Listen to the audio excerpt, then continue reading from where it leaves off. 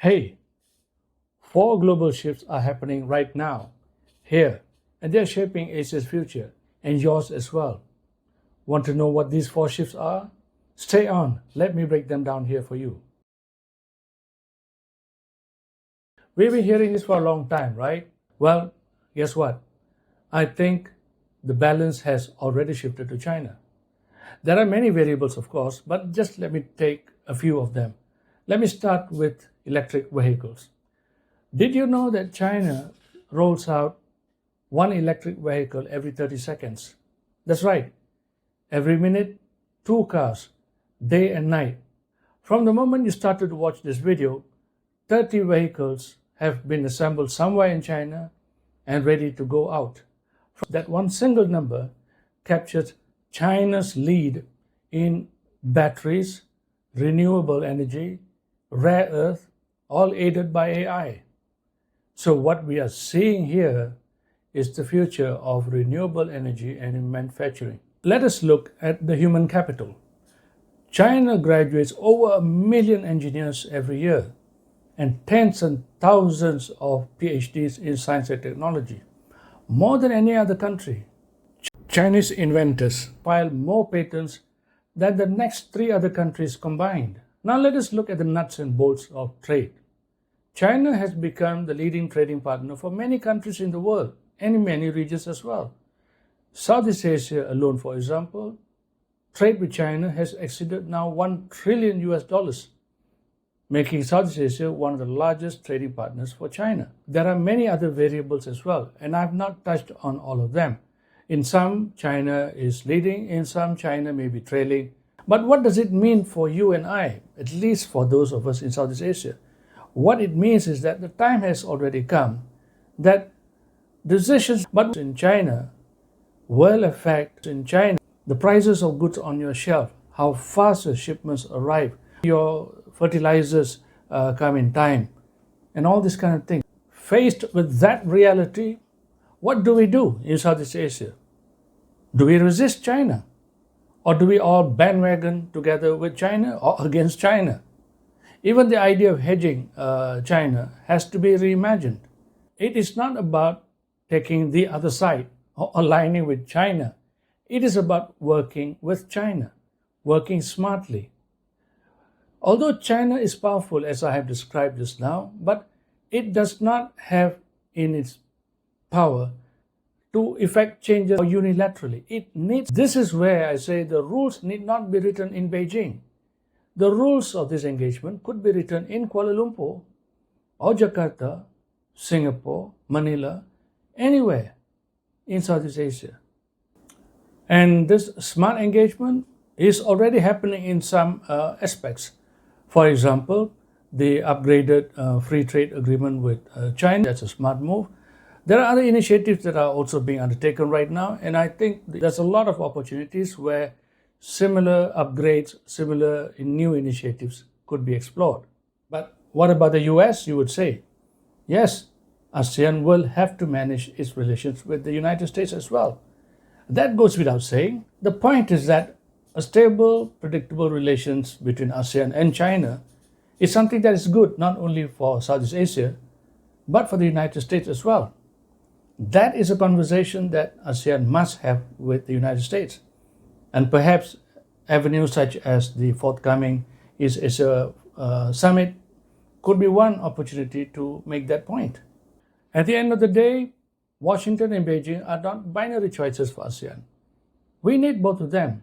We can work with them. If you have ideas, please put them in the comments. And by the way, I think this is also a good time to ask you to hit the like button and subscribe to this video. But please don't go away, stay on.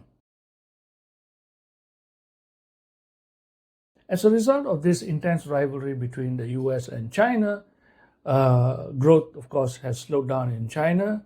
US policies, has introduced some uncertainties. China is taking a wait-and-see decision.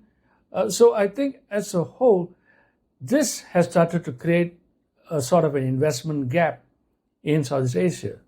It is this kind of vacuum that must not be led to geopolitics. ASEAN has to be aware and take charge of it and make sure that it is able to manage the space, I see a trend by which I think this gap vacuum can be managed. The Gulf countries, for example, with their vast wealth resources, they're looking for places to make their money work. The Saudi Public Investment Fund, for example, controls more than $900 billion. UAE's sovereign wealth fund exceeds $1.5 trillion. Last year, for example, the Gulf investors poured in over $100 billion in new investment projects in Southeast Asia. So by leveraging on these Gulf countries, ASEAN can achieve two things. One, it can manage this vacuum that's been created in this economic agenda space, as I mentioned earlier. And secondly, it would also be able to protect itself from being pushed or pulled to one side or the other. The ASEAN-China GCC Forum is precisely the way to go. I think this provides a vehicle for ASEAN to tap into this, money from the Gulf countries, but by using the established structures, involving China, for example. The numbers are out there. India today is larger in population than China. This is an important thing because India is also becoming a consumer base as well.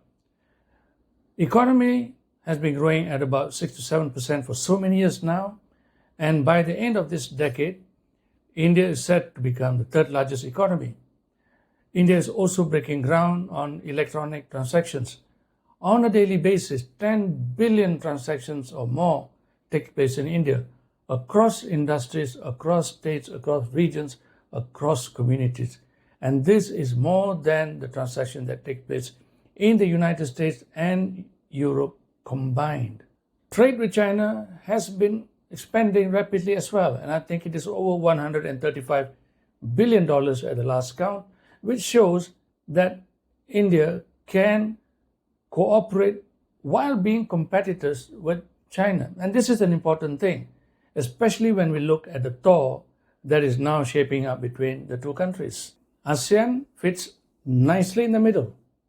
A richer India means more demand for its products, its palm oil, its finished products, raw material, commodities, more tourism as well. In fact, and I want you to notice this thaw between India and China is an amazing opportunity for ASEAN as well.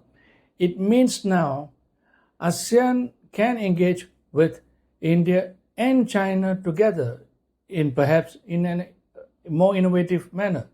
A triangular relationship, perhaps ASEAN, India, China.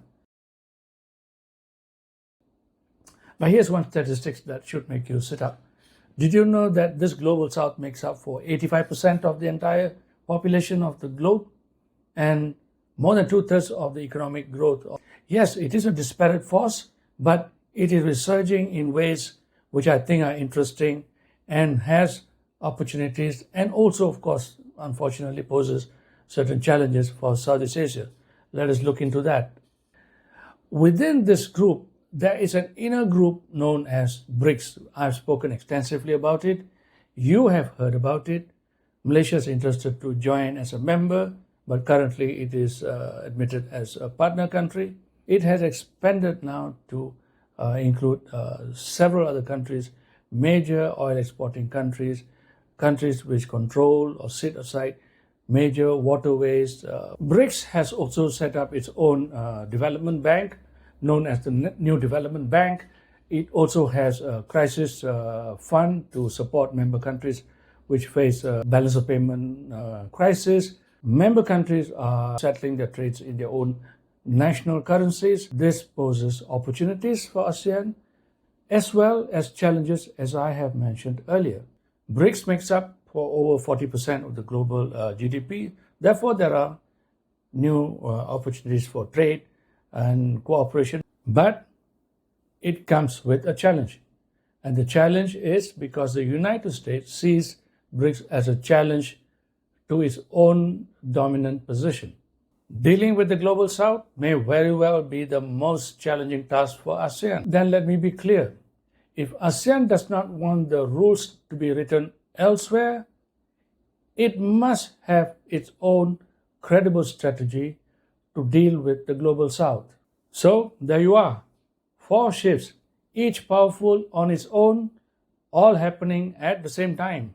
ASEAN must understand these shifts clearly. It must have an integrated strategy to deal with them. Some of this strategy may involve upgrading existing mechanisms, like I said just now. The upgraded free trade agreement with China is one of those kind of strategy that it can apply. In other cases, it may have to create new instruments, new agreements, new areas of cooperation, for example. It may have to explore innovative engagements, like I said, between India, ASEAN, and China, for example. Ultimately, if ASEAN moves first, it will be able to write the rules. Otherwise, others will write the rules, and ASEAN will just have to live by those rules. If you or your organization would benefit from a detailed understanding of the Malaysian government's domestic and regional strategy, I offer customized executive briefings. Details in the link below.